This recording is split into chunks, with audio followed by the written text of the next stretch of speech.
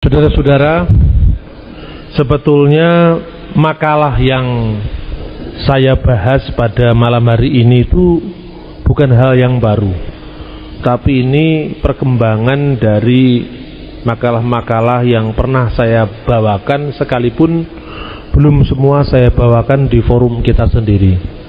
Makalah yang pertama ini saya bawakan tahun lalu, itu pada sebuah acara yang diselenggarakan oleh MUKI. MUKI itu adalah Majelis Umat Kristen Indonesia yang difasilitasi oleh Gubernur DKI Jakarta. Pembentukan majelis itu, dan waktu itu kita mengadakan acara bersama Lembaga Alkitab Indonesia LAI, dengan pembicara dari LAI dan saya sendiri dan seorang rekan dari pengagung Yahweh, yaitu Pak Yahya Iskandar. Jadi ini makalah sudah merupakan makalah yang pernah disajikan di Jakarta. Kemudian bahasannya pun itu sebetulnya kan bahasan-bahasan lama yang diangkat kembali. Kenapa kita angkat kembali makalah ini? Karena memang sekarang ini dampak dari pola-pola yang dikembangkan oleh teman-teman pengagung Yahweh itu sudah kemana-mana. Saya baru pulang sore ini tadi dari Balikpapan. Saya diundang untuk mengadakan seminar selama 3 hari di GBI Balikpapan dengan tema khusus bedah buku The History of Allah yang saya tulis. Kemudian pada tanggal 10-nya saya diundang oleh GPIB Bontang, yang temanya itu adalah bagaimana menghadapi saksi-saksi Yehova. Karena ternyata saksi Yehova itu hampir di seluruh kota-kota besar di Indonesia yang potensial itu sudah masuk. Di Manado sudah ada balai kerajaan saksi Yehova yang cukup besar, di samping Islamic Center tempatnya. Kemudian di Buntang sudah ada balai kerajaan saksi Yehova. Di Balikpapan sudah ada balai kerajaan saksi Yehova. Lalu saya juga mau diundang ke Tarakan. Dan ini banyak sekali dampak dari aliran-aliran saksi Yehova, dan juga agak berkaitan dengan ketidaksiapan gereja di dalam menghadapi mereka. Lebih-lebih dengan munculnya teman-teman kita dari kelompok pengagung Yahweh ini, juga buahnya adalah banyak gereja yang terpecah-pecah dalam menanggapi isu ini gitu. Nah, ini salah satu kenapa relevan untuk kita angkat kembali. Jadi ada 2 isu yang dikembangkan. Pertama, teman-teman saksi Yehova, ya kita sebut teman juga lah karena sama-sama manusianya. Bedanya kenapa? Saksi Yehova itu sebetulnya harus kita jujur ya mengatakan, pengagung Yahweh itu tidak sama dengan saksi Yehova. Dalam hal-hal pokok tentang basic iman Kristen, mereka sebenarnya tidak menyimpang. Itu harus kita lakukan. Tetapi secara ortopraksi, itu dampak dari gerakan mereka itu memecah belah. Karena apa? Mereka punya pandangan tentang siapa Kristus, bagaimana keesaan Allah dalam kaitannya dengan Bapa, Putra, dan Roh Kudus, soal keselamatan. Sebetulnya itu gereja mainstream. Tetapi ketika menekankan bahwa nama Allah itu adalah, atau nama pencipta langit dan bumi itu adalah Yahweh, dan itu yang dipaksakan kemana-mana, ya, itu yang membuat umat menjadi resah, umat Kristen, ya. Kemudian kalau hanya mengatakan Yahweh itu the proper name Tuhan di dalam perjanjian lama, sebetulnya juga kita sepakat sih. Kalau kita membaca buku Alkitab terbitan umat Katolik, ya, perjanjian lama terbitan umat Katolik, yang di sana istilah Yahweh juga dipertahankan, tapi itu dalam konteks studi akademis untuk membedakan mana yang Adonai, mana yang Yahweh, mana yang Yahweh Elohim, mana yang Yah saja, kan gitu. Jadi kadang-kadang terjadi teutologi, itu adalah pengulangan. Misalnya kata Yahweh muncul bersama dengan Adonai, lalu diterjemahkan Tuhan Allah, Tuhan semua kapital besar, Tuhan Allah, itu Yahweh Adonai. Tetapi kadang-kadang muncul ungkapan misalnya Adonai Yahweh, lah ini sulit menerjemahkannya. Maka di dalam lembaga Alkitab diterjemahkan Tuhan Allah juga, tetapi T-nya besar, U-nya kecil, H-nya kecil, A-nya kecil, N-nya kecil, A, L, L, A, H semua besar. Nah, dalam kasus-kasus seperti ini, kalau Yahweh Elohim diterjemahkan Tuhan Allah, tetapi Tuhannya semua kapital. Tetapi kalau Adonai Yahweh, Allahnya semua kapital, Tuhannya hanya T-nya saja yang kapital. Nah, untuk memudahkan studi-studi akademis, kemudian ditempuh jalan lembaga umat Katolik itu kemudian mengembalikan nama itu dalam perjanjian lama. Hanya itu sebetulnya. Kalau itu hanya untuk studi akademis juga tidak menjadi masalah. Yang menjadi masalah itu, selamat malam Mas ini. Yang menjadi masalah itu ketika perjanjian baru itu dipaksakan ada kata Yahweh, itu loh yang jadi masalah di situ. Padahal dalam perjanjian baru kan tidak ada kata Yahweh. Nah, ini yang kemudian saya soroti pada makalah-makalah saya yang terakhir, yang saya soroti bahwa pemaksaan dalam perjanjian baru ada kata Yahweh itu yang tidak bisa dibuktikan gitu. Nah, dulu pertama-tama Pak Suradi itu menerbitkan Alkitab sendiri, ya. Tapi Alkitab itu semua hanya dijiplak dari terjemahan baru Lembaga Alkitab Indonesia. Cuma Allahnya diganti Elohim, itu padahal bukan Elohim, Elohim diganti itu saja. Yang lebih lucunya lagi, tidak semua kata Allah dalam perjanjian lama itu semua Elohim. Ada El, Eloah, Elohim. Semua El juga diterjemahkan Elohim, Elohim juga diterjemahkan Elohim, Eloah juga diterjemahkan Elohim. Ada bagian-bagian dari perjanjian lama yang ditulis dalam bahasa Aram, misalnya kitab Daniel. Allah juga, Elah juga diterjemahkan Elohim gitu loh. Jadi ini kalau sebetulnya kalau dikembalikan dalam teks aslinya menjadi orang sendiri bingung. Nah, itu yang terjadi. Kemudian setelah edisi Alkitabnya Pak Suradi itu tahun 2000 terbit, kemudian muncul lagi edisi baru yang namanya Alkitab Umat Perjanjian, di mana semua kata Allah diganti dengan Tuhan dalam perjanjian baru. Nah, Alkitab ini pun juga akhirnya sudah diberikan penjelasan oleh Lembaga Alkitab Indonesia bahwa Lembaga Alkitab Indonesia tidak ada kaitannya dengan penerbitan Alkitab yang namanya Alkitab Umat Perjanjian. Itu sekitar tahun 2003 atau 2004, saya sudah lupa. Dan yang terakhir itu adalah penerbitan Alkitab tersendiri oleh pengagung Yahweh ini yang berjudul terjemahan literal, Alkitab terjemahan literal, ya, yang diterbitkan oleh penerbit tersendiri, ya. Nah, Alkitab terjemahan literal itu sebetulnya menarik, ya, karena apa? Alkitab terjemahan literal yang sekarang banyak dijual di kelompok pengagung Yahweh ini itu diambil dari naskah bahasa Ibrani, Aram, Yunani, Inggris yang dikenal dengan Alkitabnya P.J. Green, The Interlinear Bible, The Interlinear of the Bible, Hebrew, Greek, English. Ini literatur standar yang dipakai hampir di seluruh sekolah Alkitab. Di sekolah-sekolah teologi hampir semua pakai literatur ini. Nah, pada saat tahun lalu ada bedah buku itu sekaligus diperkenalkan kepada publik, saya diminta komentar saya tentang Alkitab itu. Lalu saya jawab, Alkitab literal ini saya bisa menerima, tapi untuk perjanjian lamanya saja. Kenapa saya katakan perjanjian lamanya saya terima?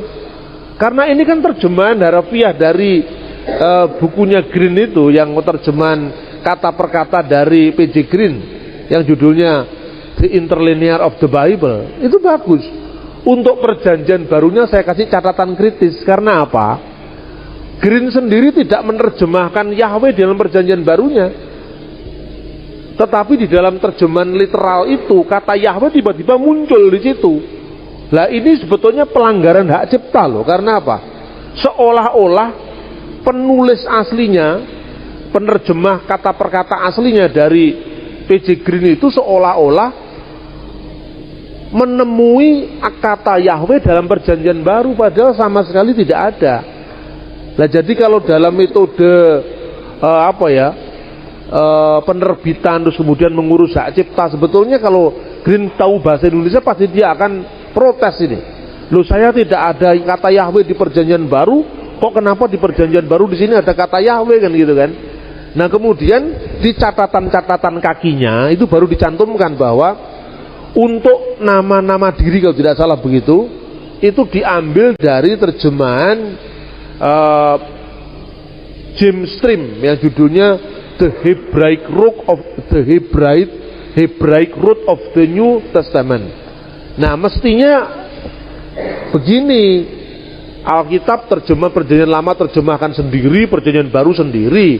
Nah, untuk perjanjian baru misalnya gini ya, terjemahan kata per kata diambil dari P.J. Green, kecuali ayat-ayat yang kami duga memuat nama Yahweh, kami mengikuti James Stream misalnya, kan begitu. Itu syarat penulisan ilmiah. Kalau tidak seperti itu kan seolah-olah P.J. Green mengakui bahwa ada Yahweh dalam perjanjian baru gitu loh. Jadi maka kemudian saya nulis makalah ini untuk mengomentari tulisan itu, bahwa soal soal istilah Allah dan sebagainya tidak perlulah kita bahas kembali, karena memang kata Allah itu tidak jadi masalah. Cuma dalam menampilkan kata Allah itu dalam literatur-literatur yang dipakai oleh teman-teman pengagung Yahweh itu sering tidak berimbang. Contohnya gini, untuk memaksakan pendapat bahwa Allah itu nama diri, Tuhannya umat Islam, gitu misalnya, kesimpulan semacam itu, dia ambil sebanyak mungkin teks-teks bahasa Inggris yang tidak menerjemahkan kata Allah. Misalnya Yusuf Ali, judulnya itu The Glorious Quran apa The Holy Quran? The Holy Quran Arab English Translation itu memang Bismillahirrahmanirrahim diterjemahkan in the name of Allah, most gracious, most merciful. Artinya bahwa Yusuf Ali memandang bahwa kata Allah itu tidak bisa diterjemahkan. Tetapi kenapa terjemahan bahasa Inggris yang lain, misalnya Muhammad Asad yang lain, di mana kata Allah boleh diterjemahkan God, in the name of God, kok tidak dikutip? Jadi seolah-olah ini loh bukti bahwa bagi umat Islam seluruh terjemahannya kata Allah itu tidak ada, harus diterjemahkan karena Allah itu adalah nama diri. Jadi dengan kata lain, memang ada umat Islam yang menganggap Allah itu nama diri. Ada yang menganggap umat Islam yang Allah itu bukan nama diri karena itu berasal dari bahasa lain gitu loh. Ini kan sama aja dengan umat Kristen yang baru-baru muncul ini menganggap Yahweh itu nama diri. Tetapi bagi kita Yahweh itu nama diri dalam perjanjian lama. Kita mengakui itu, tapi perbedaannya nama itu boleh diterjemahkan, kan gitu kan. Jadi bagi kita nama Yahweh itu boleh diterjemahkan. Nah, inilah sebetulnya masalahnya, sehingga ketika memaksakan kata Yahweh dalam perjanjian baru, ini problemnya kemudian sama dengan saksi Yehova. Ini dalam makalah saya yang kedua ini.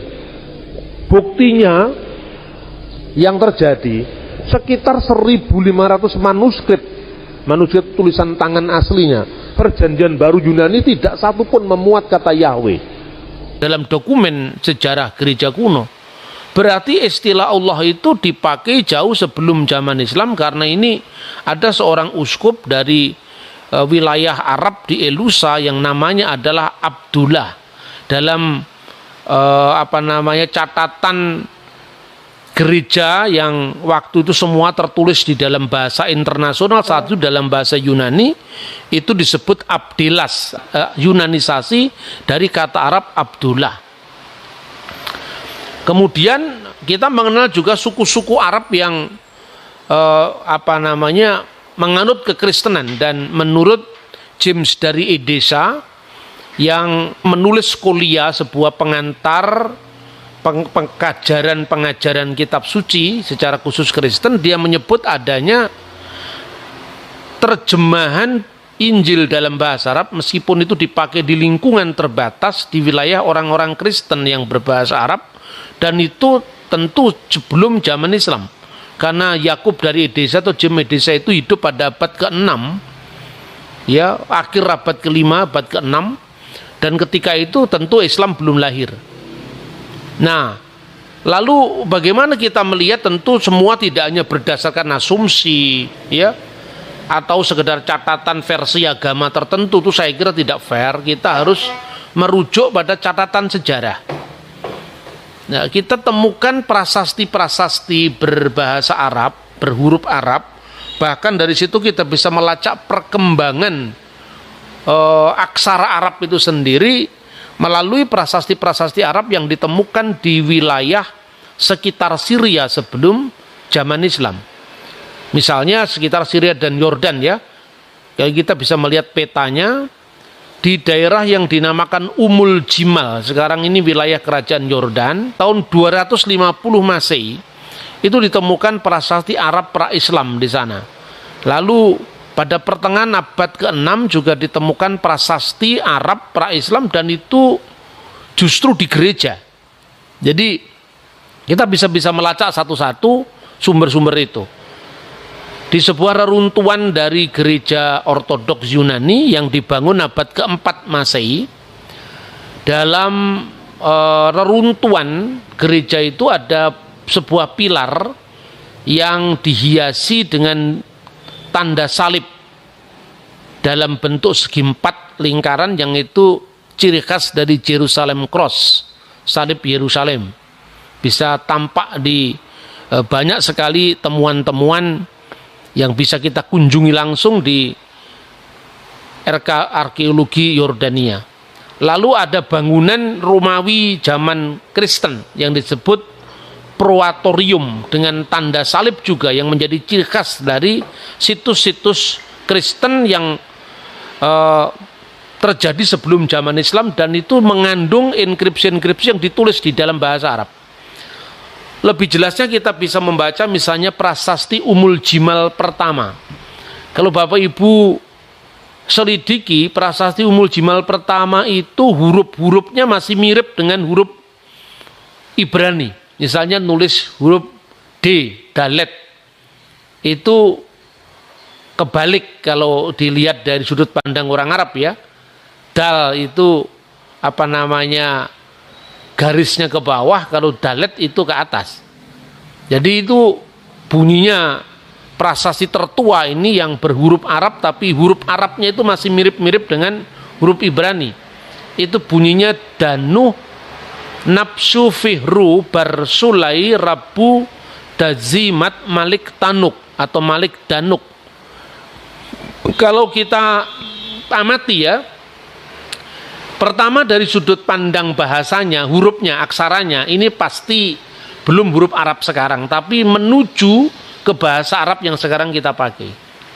Terbukti dengan penulisan huruf-hurufnya yang masih mirip dengan huruf Ibrani. Lalu dari sudut pandang bahasanya, belum sesuai dengan standar bahasa Arab yang dipakai setelah zaman sekarang. Misalnya kata danuh itu bahasa Aram yang artinya inilah. Itu bahasa Arab sekarang hada. Kemudian kata nafsu. Nafsu itu kalau bahasa Arab sekarang maknanya adalah nafas, nyawa, ya. Seperti ungkapan yang terkenal dalam Al-Quran, misalnya kullu nafsin da'iqatul maut. Setiap yang bernyawa, setiap yang bernafas akan menemui kematian. Nah, di sini kata nafsu masih berarti kuburan. Dan ini tentu perkembangan dari bahasa Aram ke dalam bahasa Arab. Jadi bahasa Aram itu bahasa yang dipakai oleh Kristus. Maka kalau diterjemahkan dalam bahasa Arab sekarang adalah hada kubur Fihru bin Sulai, ya. Sekarang kira-kira seperti itu. Kemudian Rabu Jadimat, kalau sekarang mungkin Sayyid Jadimat. Malik Danuk tetap artinya raja Danuk. Ini bukti-bukti yang bisa kita lacak dari perkembangan huruf Arab. Jadi kata nafsu masih berarti kuburan, kalau sekarang ya hada al-kubur dan seterusnya.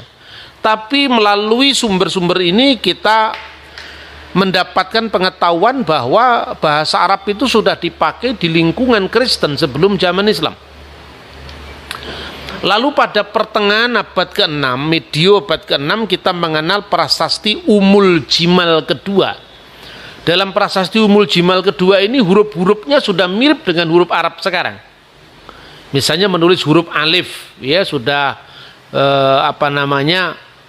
seperti angka 1 gitu. Padahal kalau di dalam bahasa Ibrani tidak seperti itu, seperti silang. Kemudian dari bahasa Ibrani Aramaik itu berkembang menjadi kod atau huruf Siryak.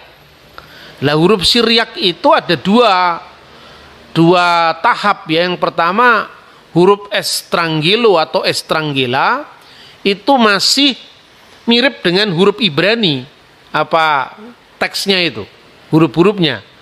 Kemudian berkembang menjadi serto atau serta, itu sudah merupakan jembatan ke dalam huruf Arab sekarang ini.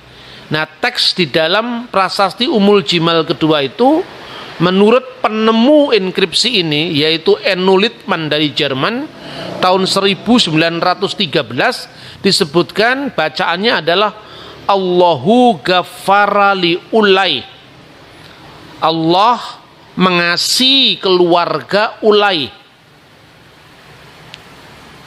Jadi ini menunjukkan bahwa perkembangan bahasa Arab memang berasal hurufnya itu dari bahasa Aram, dan bahasa Aram itu kemudian berdampingan dengan bahasa Ibrani dalam sejarah panjangnya, ya.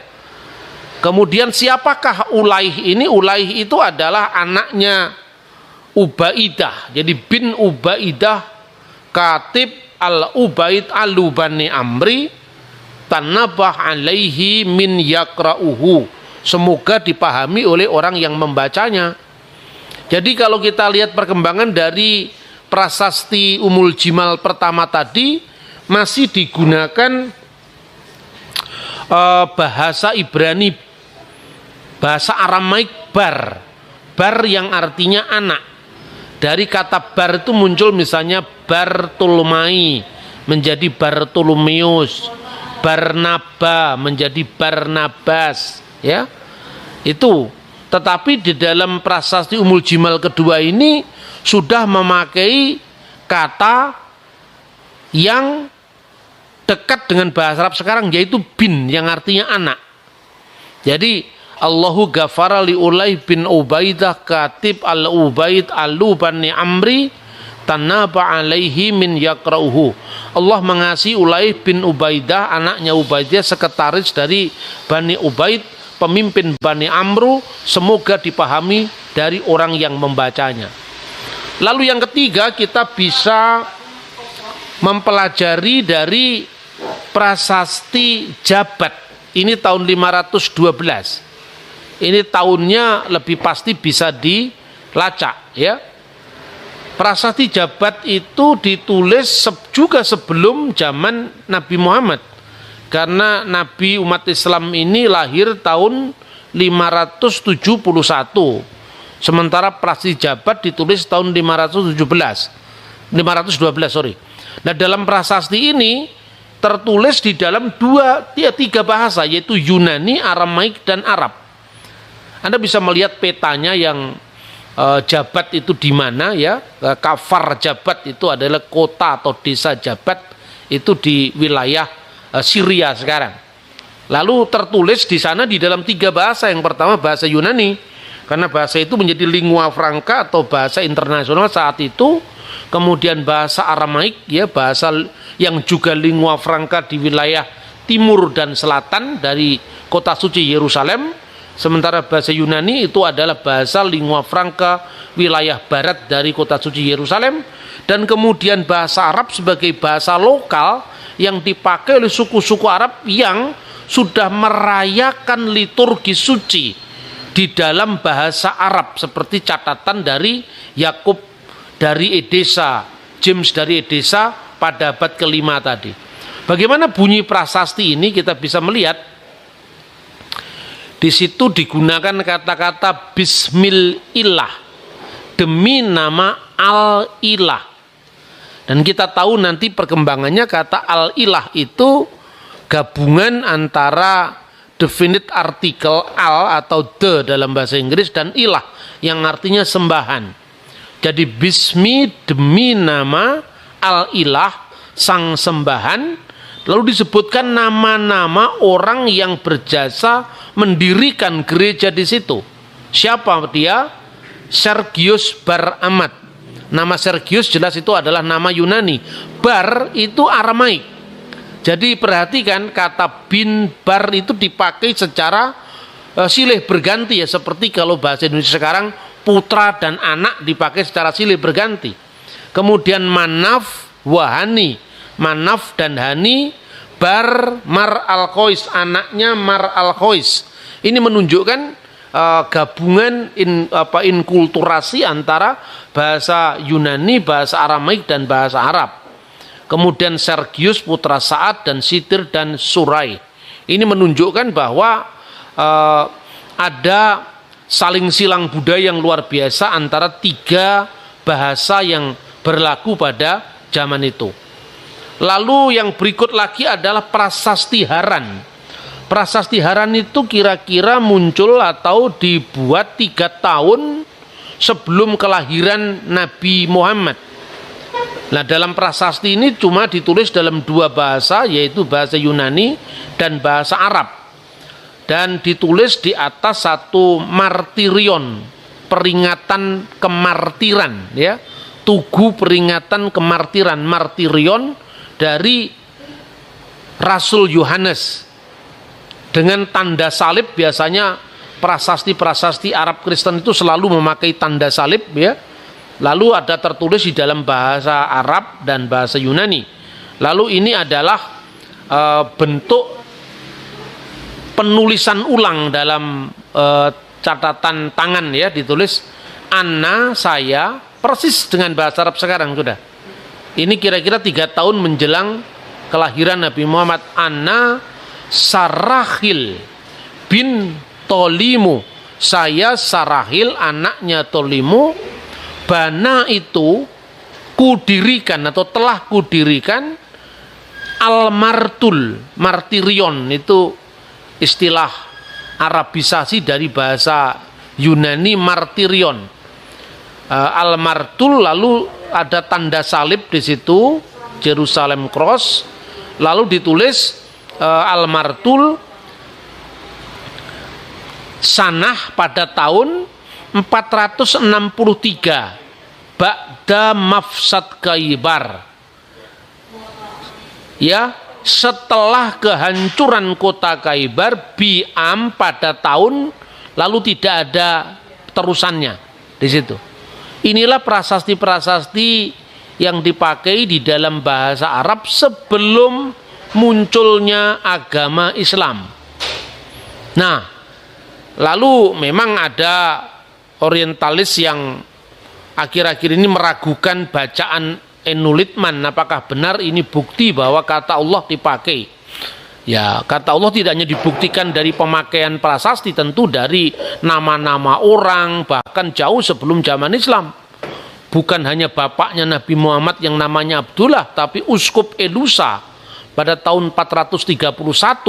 Jadi kira-kira sekitar 300 tahun sebelum kelahiran Islam, namanya sudah Abdullah. Lalu yang kedua, kelemahan-kelemahan yang dipakai oleh James Bellamy, seorang orientalis yang datang setelah Enulitman, itu membacanya barazahu, mana ada huruf ba itu terpisah, ya, huruf ba selalu terjalin, termasuk di dalam bukti-bukti enkripsi sebelum zaman enkripsi Umul Jimal ini. Tentu kita bisa melihat itu kan, perangkaian dalam bahasa itu kan terjadi setelah huruf Siriak. Siriak itu pengembangan dari bahasa Aramaik di zaman Yesus. Itu mulai hurufnya digandeng-gandeng begitu. Dan dalam kaidah penulisan Siriak memang tidak mungkin kalau huruf ba itu terpisah bentuk seperti yang ditunjukkan dalam bacaan dari James Bellamy tadi. Nah, kemudian juga kita bisa melacak perkembangan huruf yang di atas itu adalah masih beraksara nabati Aram, ya, Ibrani, kemudian berkembang menjadi nabati. Nabati itu apa? Nebayot. Nebayot itu putra Ismail. Dan menurut Josephus dialah yang kemudian tinggal keturunannya itu di wilayah Petra, Yordania sekarang ini. Nah, maka kata Nabatean itu asalnya dari kata Nebayot. Dan itu di dalam kitab Nabi Yesaya disebutkan bersorak-soraklah hai penduduk Bukit Batu, dan Bukit Batu itu dalam bahasa Ibrani Sela, lalu diterjemahkan dalam bahasa Yunani Petra, maka sampai sekarang namanya adalah Petra. Itu berasal dari mana? Dari Alkitab terjemahan bahasa Yunani yang dikenal dengan Septuaginta.